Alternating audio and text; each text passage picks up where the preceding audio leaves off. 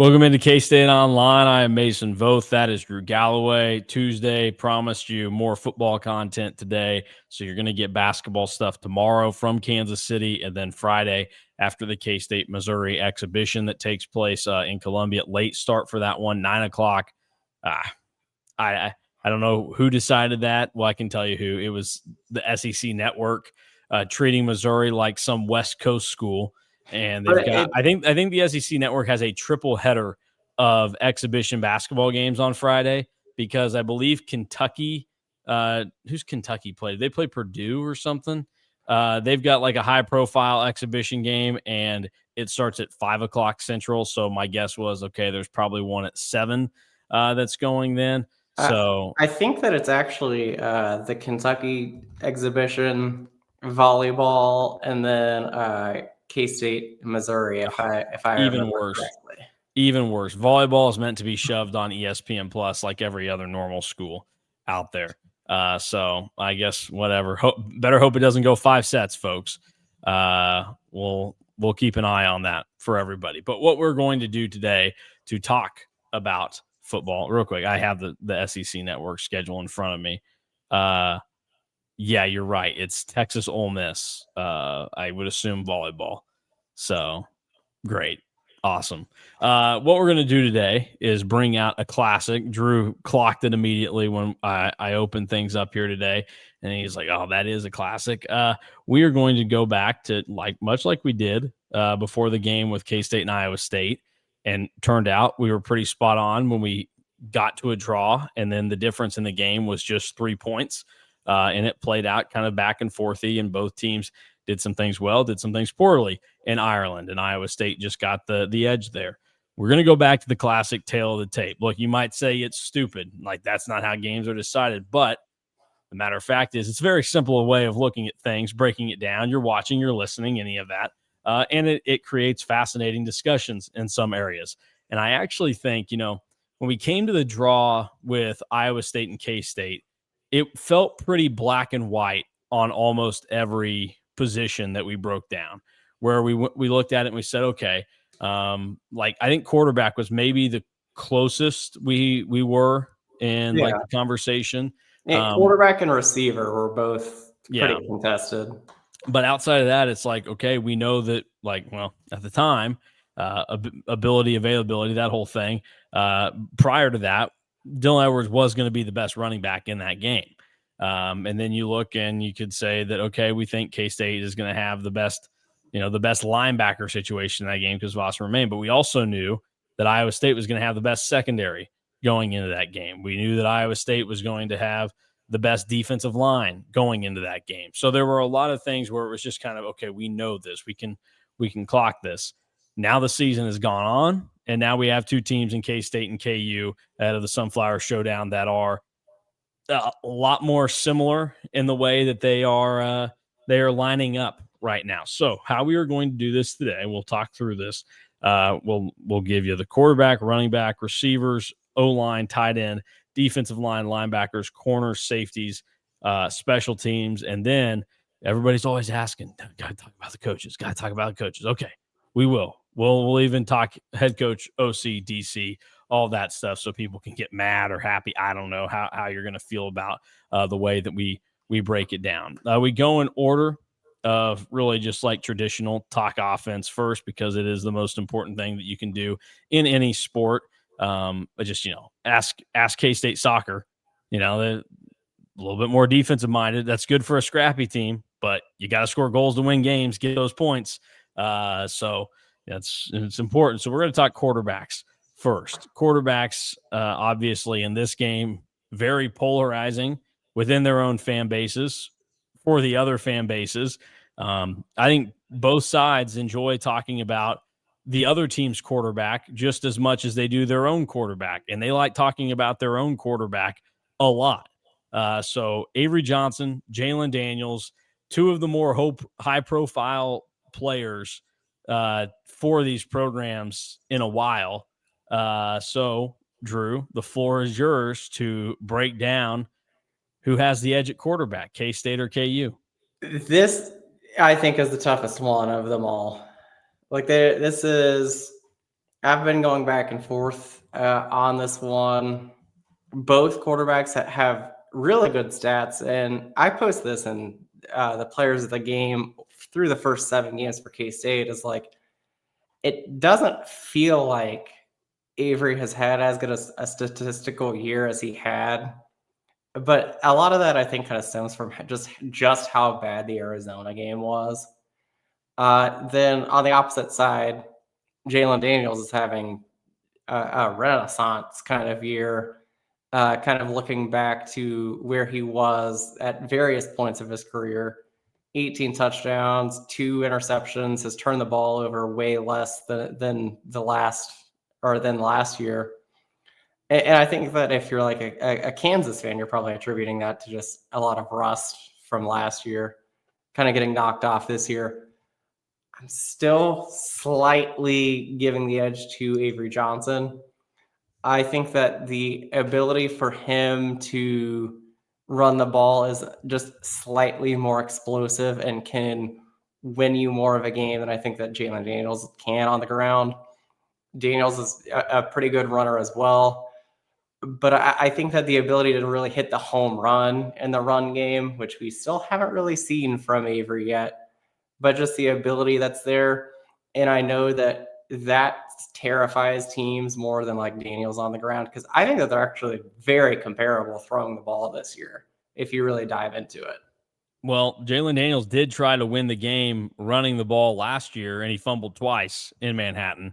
Uh, I'm gonna give the nod to Jalen Daniels here. Now, if this was game one of the season, I think I'm going Avery Johnson. The problem is that um, you take the full picture of what we've seen this year. While it's getting better, and while you could make the argument that this is kind of like one of those sliding doors types situations where they're starting to meet in the middle, but like Jalen Daniels, what he's done this year is still to a higher extent and success of winning for his team in terms of him individually, what he's done.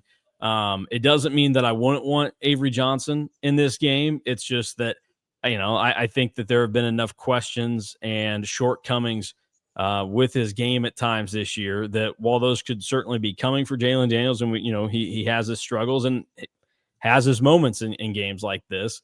I still right now I would give the nod there, and maybe it's because of something we'll talk about later down the line where maybe he's in a better position, and I think he plays probably a little bit more fearless than Avery Johnson does, which as he has been an exemplary figure of, can be a blessing and a curse at times, because it can lead to him looking really impressive at times this season, but it can also lead to the back-breaking turnovers that he had last year for KU, which those have not come as often this year. He's only thrown 2 picks this season. I don't know about his fumble situation this year, but so it could certainly come, and it's going to be on K-State's defense to coax it out of him. But right now, I would feel disingenuous to the task at hand by saying that Avery Johnson deserves the mark above him. And I don't fault your logic for it, but the way that I'm viewing it, I can't in good faith give it to Avery this year based off of how the two of them have played. I think that it's very, very, very close. And like I just did like some quick math there. The two quarterbacks are separated by 100 yards of offense between the two of them. So it really comes down to which one do you really prefer their style of play more. And like I just slightly lean towards Avery, but it is like the slightest of slight margins. I mean, the Avery that's played the last 3 weeks, you would rather have over the Jalen Daniels that's Yeah. played the last 3 weeks, or for the season. I truly believe that, especially given how Avery threw the ball against Baylor and UCF. The running has been a lot more precise from him, but it's not. And just this is why this game is so strange, is that you've got two teams that at times have showed you some stuff that you really don't like, and others you go, okay, that's more of what would have been expected. All right, so a split quarterback running back, a fascinating one, because it seems very unlikely that K-State is going to have Dylan Edwards from this game. So that means that Joe Jackson, it'll be a heavy dose of him, and then I'm sure he's a quarterback, but we'll probably see some Blake Barnett in this game as a runner. And then who they decide to give it to as a second running back is kind of, beyond anybody's imagination, because there are times where Devon Rice gets the chances and other times where he doesn't see it at all. So where do you lean with the running back situation? Running back situation, there's just more known about the Kansas running backs, and that's where I go here. LaShawn Williams and Daniel Highshaw haven't really lit it up by any stretch of the imagination, but the two of them are probably better than what the two that you will see that K-State will throw out there. And that's just Daniel Highshaw has always been just waiting in the wings and waiting to bust out for Kansas, but it's never really came. Williams has been solid. Jackson is solid. It's more of we don't really know what that second running back looks like for K-State. You would just imagine. I barely know what their first running back looks like right now. You would imagine that Davon Rice will get some carries. This feels like a game that he could really, I don't think shoulder the load, but it could be a game where Rice could break off some big runs, because that's actually where Kansas has been exposed this year, has been the explosive plays in the run game. And that's more of his style of play than Joe Jackson. But I would lean more towards the Kansas running backs. Yeah, I'm going with the Kansas running backs as well. You have two guys that, like you've said, it's not like they've been overwhelming this year. People might actually be surprised to see that Joe Jackson has the most rushing yards out of the three running backs that we're mostly talking about here. But that's partly because Williams is splitting carries with Highshaw, and those two guys are the floor. I have an idea of what their floor is. Yes. And I have an idea of what Joe Jackson's floor is, and it's not been very good. And I haven't really seen a legitimate ceiling that I love from him this season. I can trust it a little bit more on the Kansas side. If you were a neutral observer of this, I think you'd come in and you'd say, yeah, I'm way more worried about LaShawn Williams and Daniel Highshaw than Joe Jackson. So I think that's an easy nod to KU. If Dylan Edwards were playing, obviously it makes the equation a little bit tougher and probably weighs the scales into K-State's favor. All right, you talked about quarterback being maybe the toughest one we were going to do. I think another really fascinating matchup in this game is going to be seeing what the receivers do for both teams. Emmanuel Henderson and Jace Brown are two, I think, really good number one receivers in the Big 12, matching up here and seeing kind of what they're going to be able to do to try to get open and help their team win. On the season, again, you're looking at somewhat comparable numbers in terms of kind of what they've done. Similar amount of catches, 32 for Brown, 31 for Henderson, but he's been the big play guy. He's got over 100 yards more than Jace Brown at 530. Jace Brown sitting at 417, both 4 touchdowns for Henderson, 3 for Brown. But beyond that is where the conversation begins, because Henderson has played like the best one in this game. I still Emmanuel Henderson was a transfer portal target last year, and I think you still would at that time have a lot of people say, well, you'd rather have Jace Brown over Emmanuel Henderson.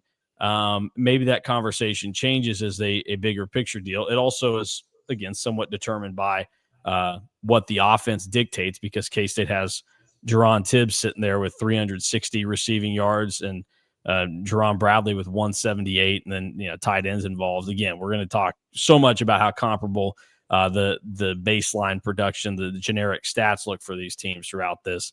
But receiver, I think the totality of it, and given what we've seen from K-State, especially because we anticipate all three of these guys to likely be as close to 100% as they're going to be the rest of the year, I think you like K-State's stable at receiver a little bit more than Kansas, even if, the high end is that Henderson is going to be the most explosive player in this game. But in terms of reliability, as long as K-State gets through it all 60 minutes with those three guys staying healthy, I think it's K-State that gets the edge at receiver. Yeah, it's more kind of along the lines a little bit of what running back is why I went Kansas for running backs, is why I go K-State at receivers. Because I like the 1, 2, 3 that K-State can put out there more than what Kansas did or has. Emmanuel Henderson also fascinating numbers if you really like dive in, because he had like the 200 plus yard game against Cincinnati, and then has another game for over 100. But then if he's not hitting big plays, he kind of stalls out around like the 50-yard range. So like it's going to be And imperative that K-State limits the big play. And that is notable in terms of what his production has looked like here because, like you're saying there, the big play, he had a 62-yard catch against Wagner that was a part of those 130 yards, the 93-yard catch against Cincinnati that was a part of the 214. He scored all four of his touchdowns came in those two games. And then you look at how Jace Brown's season has played out. Obviously, we know it's been a little bit more consistent, but Jace Brown has had some quiet games. Part of that is injuries being a factor in some of this. So against UCF, he played one snap, couldn't go the rest of it. Had a good day against Baylor, and then TCU, I think, still was kind of getting bothered and nagged by it. That's why you're hoping that he's closer to 100%. But he's got four strong games this year. That also doesn't include talking about the 75-yard touchdown run that he had against Arizona. And his run against Iowa State sparked some big news. So he has 4 games this season already where he's totaled over 100 yards from scrimmage for K-State. So you're right. It's just, and this is how it is with receivers. I think people like kind of get it confused occasionally on how it works out, and they're you think these guys are going for 100 yards every game or something. It's like, no, they're going to get their 100-yard games, but there are going to be those days where you end up with whatever. Jace Brown has been explosive in his own right when he's been healthy, and that's the K-State has to have that. So you're banking on these guys being back to 100%, hoping that the bye week does it. We obviously have seen Tibbs and Bradley getting closer to it. So I think K-State is the move here. But like, you're not losing an argument if you say that you're going to take the KU receivers in this one. Same way that, like, I don't think earlier, like, you're not losing the argument if you say that you'd rather have Avery than Jalen Daniels in this game. I think you're splitting hairs there. I think at running back, it's a little bit more of a clearer picture. Offensive line, another very interesting set of circumstances here. Maybe this changes a little bit because of how K-State's looked the last 3 games. You also take into consideration the comparison in terms of sacks, which isn't always an offensive line stat. Some of that has to do with the quarterback. But Kansas has allowed 14 sacks this year. K-State's only allowed 6. And then the yards per carry for both teams is sitting right at 4.5 yards. And that's with a K-State offensive line that has appeared to play better over the last 3 games since they inserted Devin Vass into the starting lineup. And you're also starting to see the rotation kind of cycle some guys out that had been stalwarts there and get some fresh blood in there. So I'm curious to see where you view the offensive line. Yeah, this is another really tough one. I have kind of decided that I'm going to go with what K-State's had along the O-line so far. And that's more of basing it off of the last 3 games and their ability to really get a push and be able to run the ball more. Again, sacks not a great stat for the offensive line, but like it's not like, K-State's been getting sacked a bunch.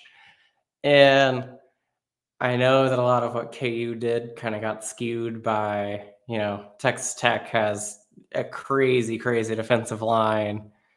But like, I can't get a lot of what KU did in their last game out of my head for their offensive line. I mean, I could be saying that in 2 weeks when K-State just gets done playing Texas Tech, but that's part of the reason that I lean more towards K-State in this standpoint, because like I said, like Jalen Daniels is plenty mobile and ended that game with negative 40 rushing yards because of tackles for a loss and sacks. Yeah, and this is it's a weird one. It's a tough one to kind of determine where you might go on this one. I think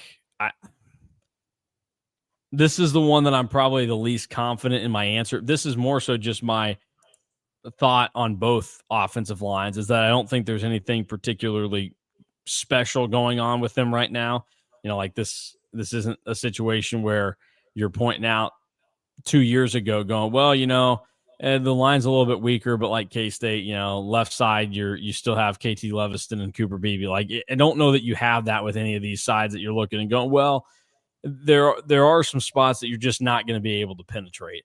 So I'm going to side with you on the K-State end of things with the offensive line. But like I don't know, because we're banking on a little bit of the adjustment from what K-State's done over the last 3 games. And when you do that, there's a chance that you're going to get the team to regress back or just play like we've seen for a larger chunk of the season. But you're hoping with the shifted around pieces that this is more of who they actually are. All right, tight end. You got 2 brothers going off at tight end here. Neither have really done anything significant this year. If you're looking at the race for the cure standings this year, each brother has 1 catch, and they each have it for 10 yards. So they probably aren't going to factor too much into this game unless either side has some kind of gimmicky tricked up play where it's like you're going to be wide open to catch a touchdown here. So this is more about the other tight ends involved in the game, which, for KU, you're getting a guy that was playing like Division II football last year as your cure brother. It's a little bit more shameful for K-State that they haven't been able to get the 5-star tight end involved in things. So we'll talk about all the other ones here. K-State healthy at this position right now. That's where this conversation shifts more towards bad time for KU because they've lost to Sean Hanukkah. I still lean more towards KU at tight end. It's very, very close. And some, I think, is a little bit schemed up, but there is a part of me that is like terrified of K-State losing Bowden Groen, because it seems like everybody has at some point this year that KU has played, and him ending up having like a wide open score or like 20+ yard gain. He just had a game he had 13 catches. It was only for 75 yards against Texas Tech, but the fact that he was able to get 13 catches. Carson Bruin is a solid blocker as their number 1 tight end. It is kind of splitting hairs because Garrett Oakley is also turning into not just like a touchdown machine, but like turning into a very reliable target on the intermediate downs that K-State has had. So it is very, very, very close. But I lean a little bit more towards KU because even though it was a game where like Amino Henderson couldn't really do a ton for KU, I don't know if K-State has a tight end that can have 13 catches in a game. Well, we know they can't. If you gave Garrett Oakley 13 targets, he'd have at least 1 drop in there. You've sold me on this and the explosiveness. It goes back to what my argument was, not necessarily against the K-State tight ends this offseason, but where I was trying to get people to just chill the heck out on them. Like, there were people acting like K-State's tight ends room was God's gift to earth. And it's like, well, Connor Riley did a really awesome job last year of just giving them all of the touchdowns. And yes, while they have to catch the ball and not like trip over the white line, Will Howard style, to make sure that they stay on their feet and are in a position to catch it, like, they didn't really do anything that actually helped move the offense. And what we have seen this year for K-State is there's not a ton of help from the tight ends right now helping move the offense. And that's where I would look at Bowden Groen, like you're talking about. He has helped move the KU offense at times. It's that explosiveness that's been there. Like, Garrett Oakley has had moments. I think Garrett Oakley is a really good tight end, but it's not anything overwhelmingly special. And when you go and look at what he's done, like, he's only got 3 catches this year over 20 yards. So I'm going to side with you on this one and give it to the KU tight ends. And like you're talking about, it's the usage that's there as well. in terms of they're going to be looking to do it, and they're going to seemingly have a better chance of executing it on the high end. And this goes back to why I think, like, I get it. He's a true freshman. He wasn't there for spring ball, but when you have somebody that's as talented as Lincoln Cure in terms of athletic ability, you really need to be trying to force it a little more to make it happen, especially when you're a 3-4 football team. Like, this is not like a, oh, hey, no, we're good. We're doing just fine. We're cruising. We're who we're supposed to be. We don't need to be. No, you need to be trying a lot of different things if you're K-State. Maybe this will be the game because he's starting to get more of those opportunities, lining him up more at wide receiver than anything. But I was prepared to actually be nice to the tight ends at K-State here, Drew. But the more you talk, the more I went, this is just essentially speaking towards my sensibilities on this subject. So I will go with you, and I will also give it to the KU tight end situation.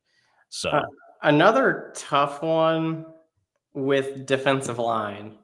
I actually, I'm writing this down as I go, and initially had K-State written down, but the more that I'm thinking about it, it's more of like, no Toby Osunsami.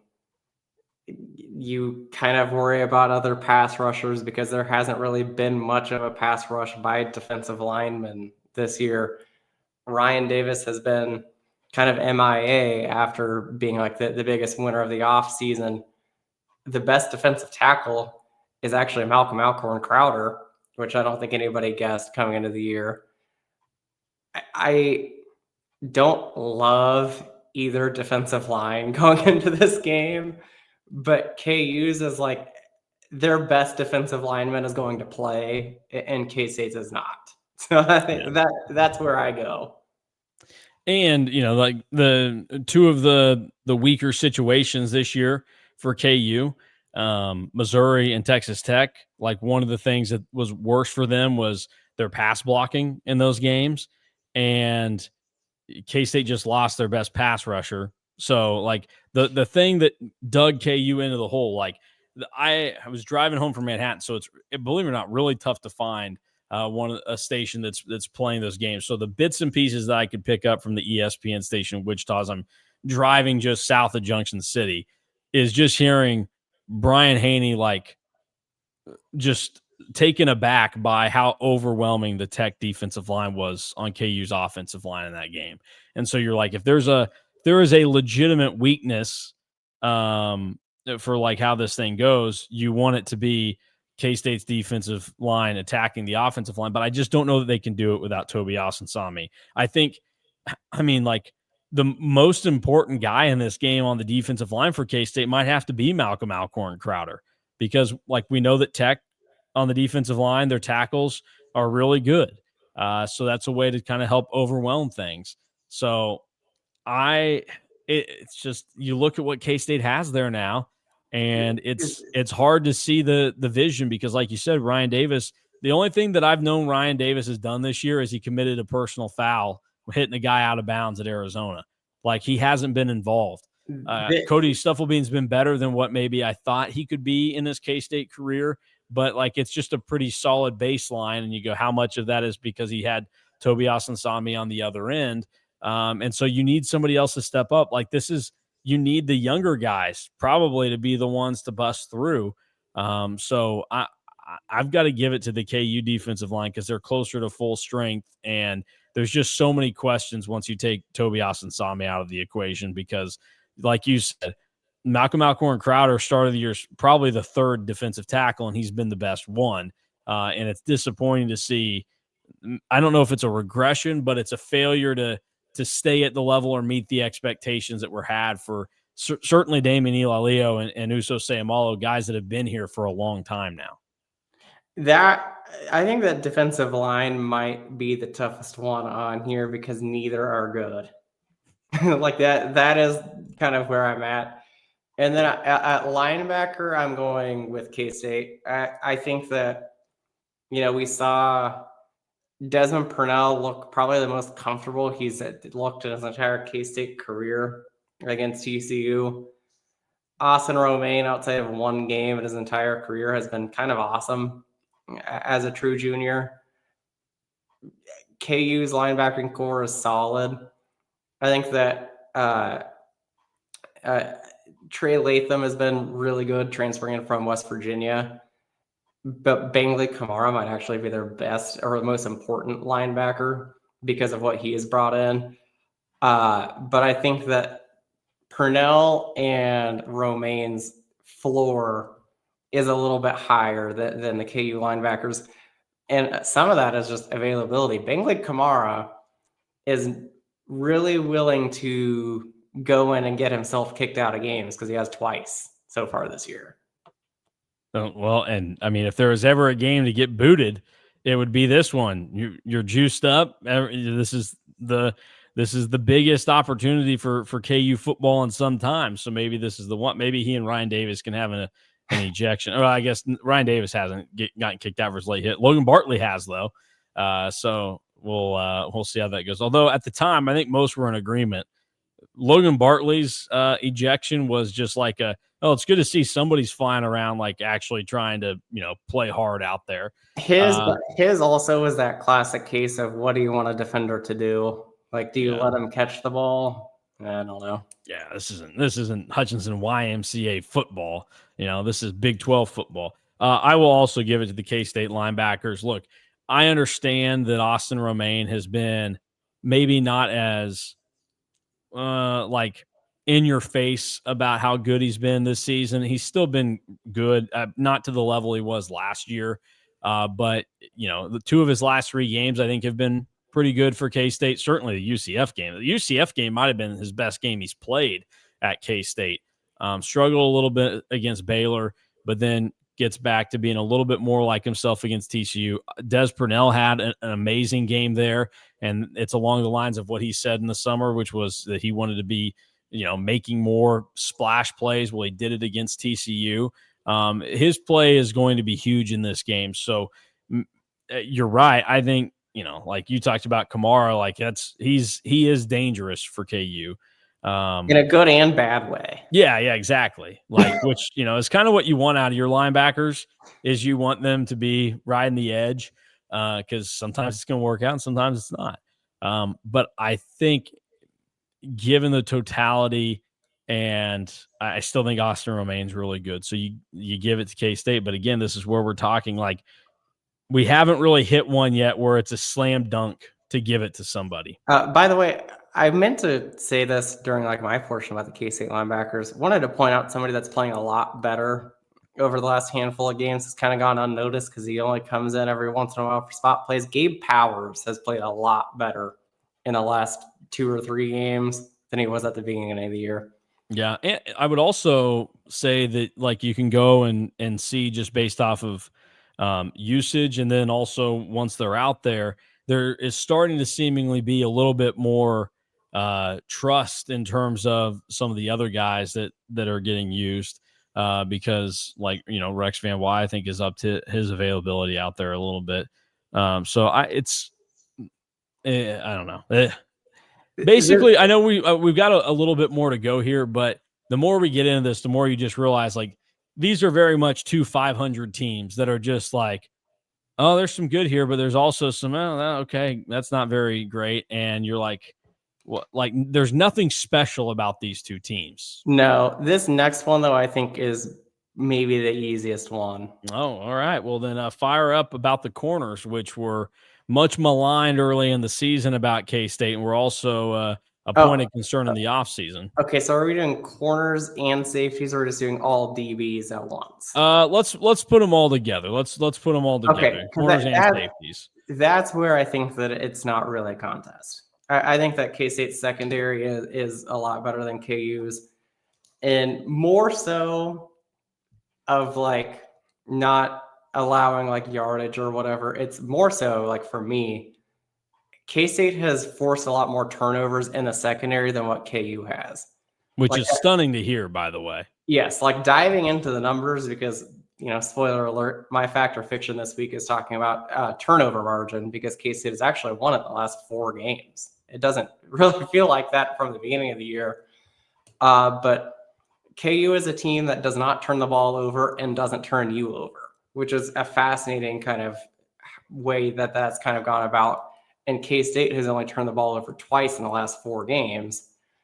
So it's more likely that this game probably ends like 0-0 in turnovers than like one team really dominates it. But K-State has the playmakers in the secondary. Still waiting on a corner to intercept a pass, but maybe that comes this week. We don't know. Great time for it to happen here, I guess.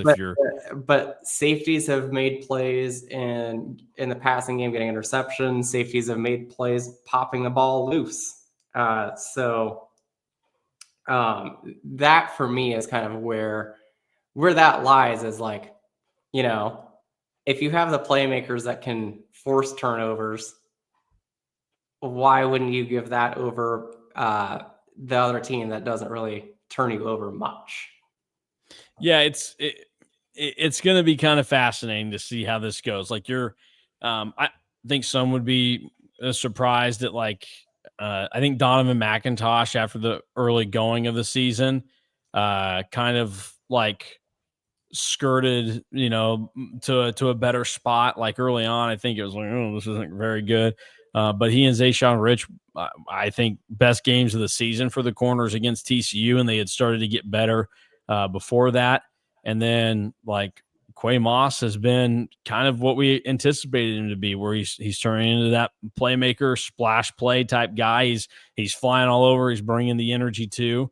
So you want more out of VJ Payne than what you're getting, but it hasn't been as atrocious as I think it was perceived to be, or as it could be made out to be.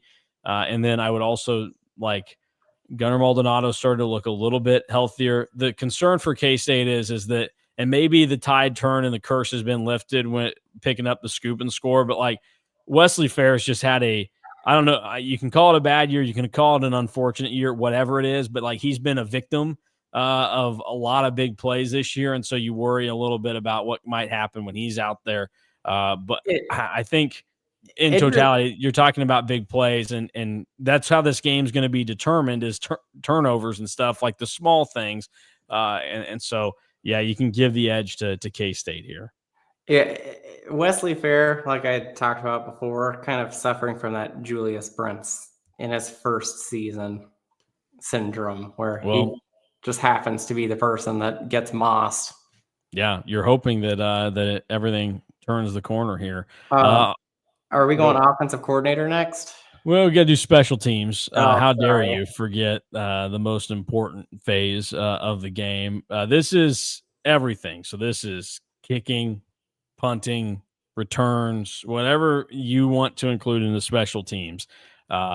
It factors in here. Where you look at, I mean, this is I think it's been rare for KU over the last however many years, like 10, 15 that it's going on now, for them to have a solid kicker, but they're fine in the kicking game this year, as K-State has turned out to be okay there as well. And then you can, look around elsewhere and see how things work out. But where do you go special teams wise? Because we know it's been a scary mess for K-State at times this year. It has been a scary mess at times, but I still think that K-State has a slightly better special teams. And it really comes down to the kicking game. I think that K-State has probably the better kicker in this game.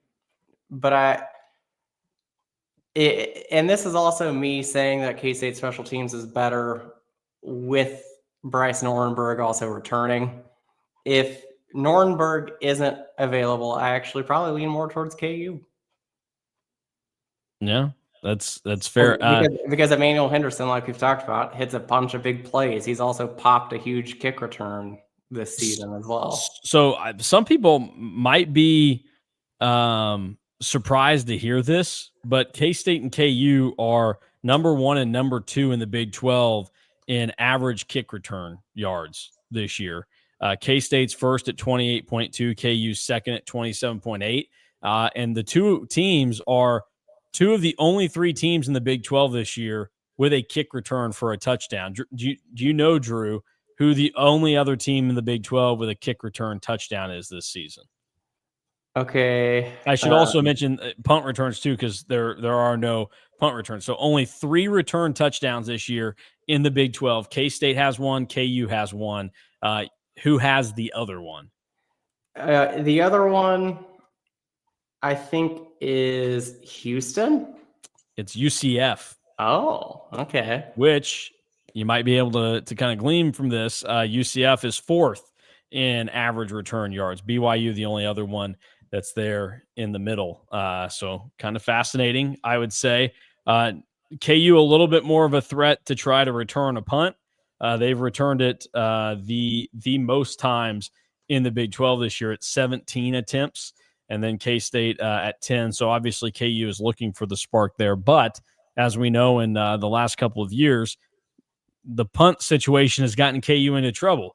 Muffed punts in 2022 and 2023 cost them not just the ball, but also points at crucial moments of the game. And then last year, there was a special teams fiasco where a kickoff was fielded at the 1-yard line. Player steps out of bounds, and the very next play, Devin Neal couldn't escape the end zone, and 2 very important points ended up being awarded to K-State on the safety.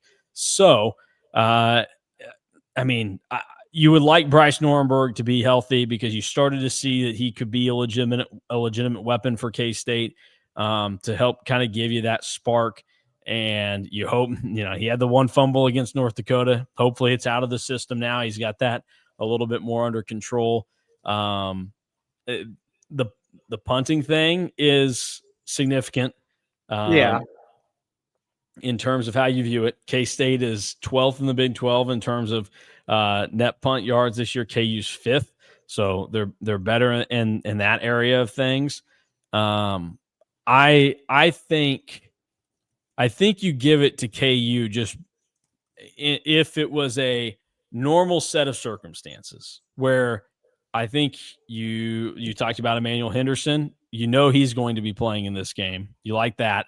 I think kicker is closer to a wash than what you would assume. I mean, I don't think KU's kickers missed a kick all year, and he's hit from 55. So like it's a little bit more similar there, but it's close.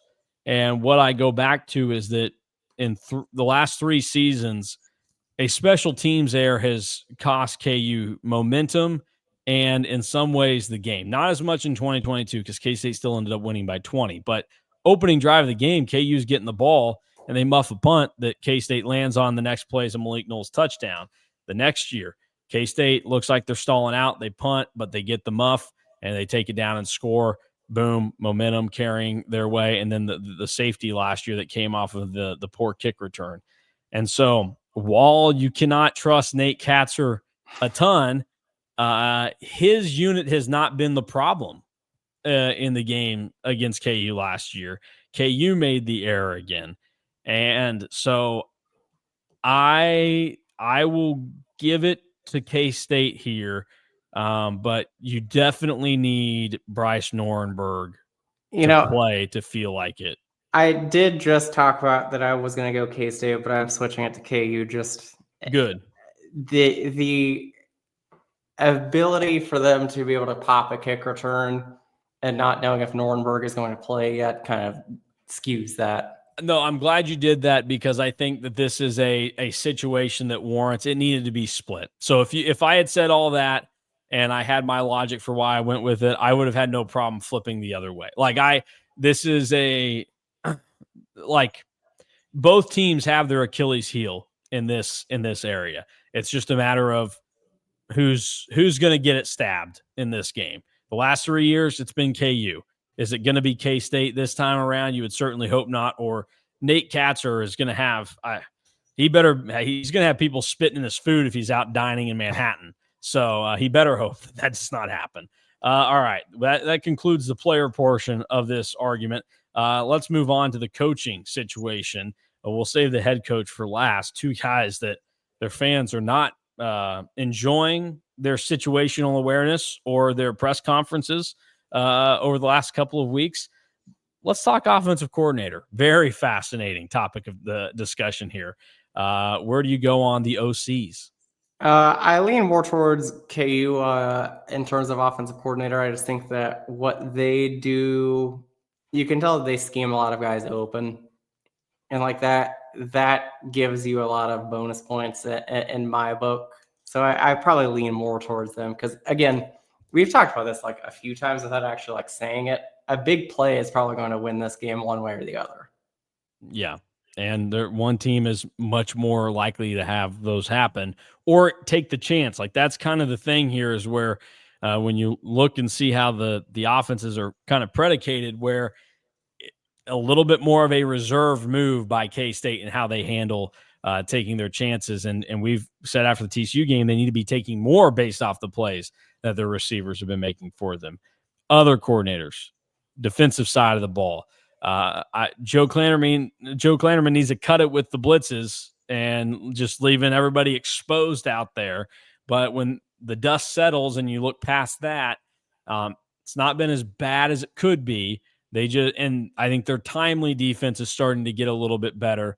They're still a little too prone to giving up those big plays. So I do think you're going to have to live with the fact that Emmanuel Henderson's going to beat you for 70 yards on Saturday at some point.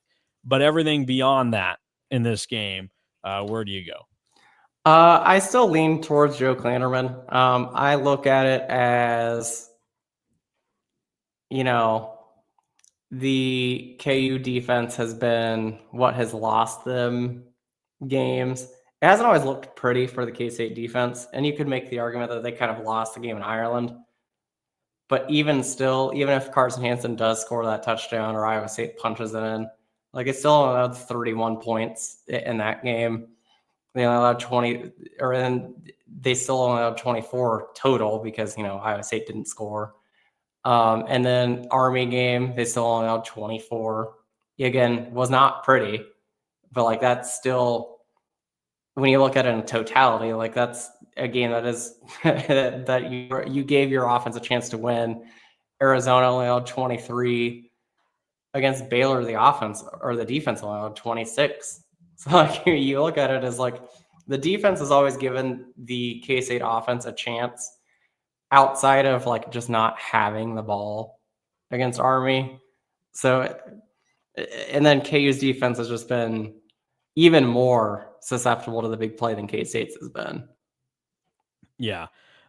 Here's what I would say. I agree with you on defense. We'll side with K-State there. We're going to talk head coaches now. This is an interesting situation because, as I documented a few weeks ago, these are two of the most prolific losers in close games in the Big 12. They also seem to find themselves in them a little bit.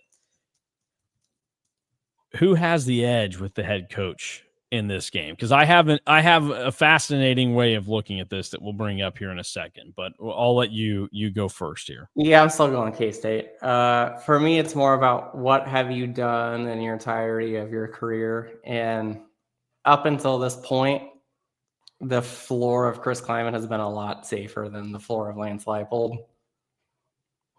So it's interesting that you phrase it like that, because that's kind of along the lines of what I'm going with, but not in terms of a total basis, but like just a in the moment type deal where I think you have a coach in Chris Klieman that, look, he and his staff lost the Baylor game for K-State as far as I'm concerned.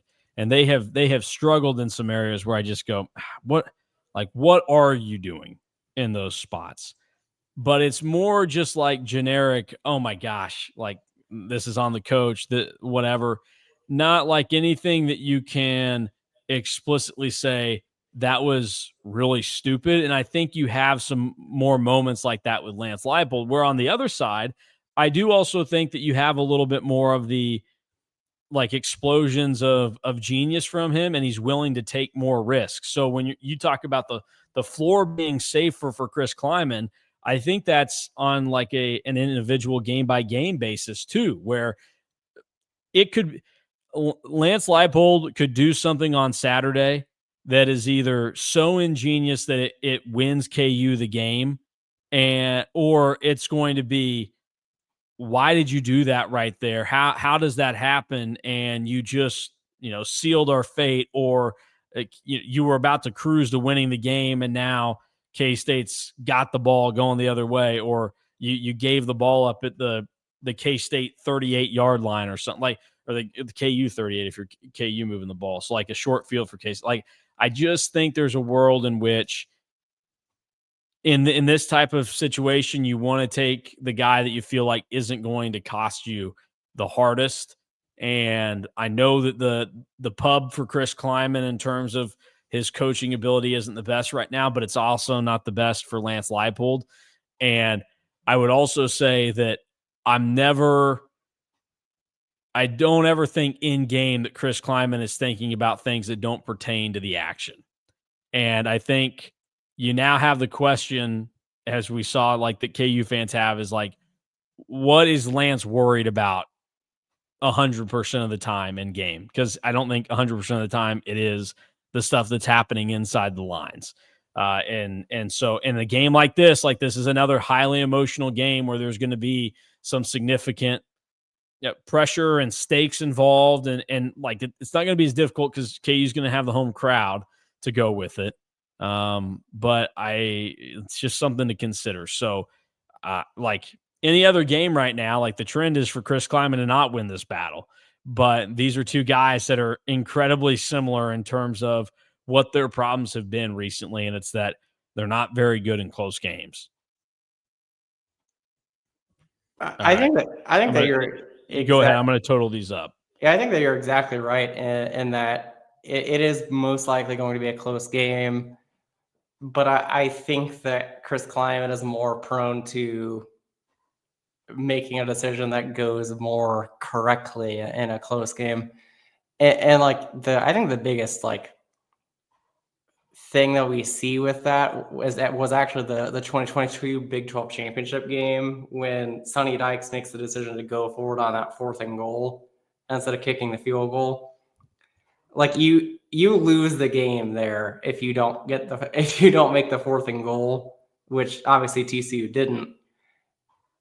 But like we saw over the weekend, it's such a weird move in hindsight to think about that. Like I get it. You don't want to feel like 1 yard line and we're not scoring a touchdown there. I mean, we even saw that this past weekend with Auburn, and Hugh Freeze decided to go forward in a similar situation against Missouri and didn't make it. Well, probably couldn't trust his kicker though. So yeah, but it was still a 4th and 1 play, and like if you go for it in that spot and don't make it, like you're going to lose the game.